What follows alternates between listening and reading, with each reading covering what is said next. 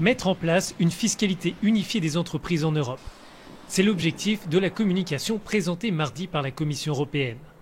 L'institution estime nécessaire d'adapter ses règles au nouvel environnement économique, toujours plus mondialisé et toujours plus numérisé.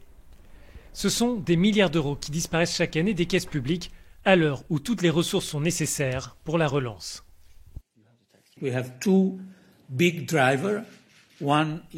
Nous avons deux moteurs principaux. L'un est la situation post-pandémique. Nous avons besoin de ressources publiques fortes. Ensuite, nous avons besoin de redessiner notre système fiscal qui a été conçu au siècle dernier, avant la numérisation de la société et d'une certaine façon avant la mondialisation.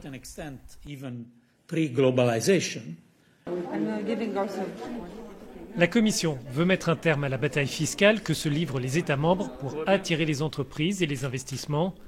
Elle propose une nouvelle initiative appelée BEFIT pour encadrer de façon unifiée l'imposition des sociétés et une répartition plus équitable des droits d'imposition entre les 27. Pour l'ONG Oxfam, cet outil permettra de lutter contre la concurrence fiscale agressive. Les profits d'une entreprise seront calculés une fois à l'échelle européenne selon une formule qui doit être définie.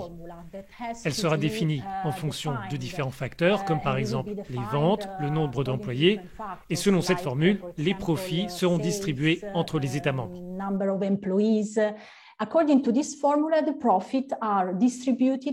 Il y aura donc un système plus juste de répartition des profits et ce sera la possibilité de taxer là où les activités économiques réelles se déroulent.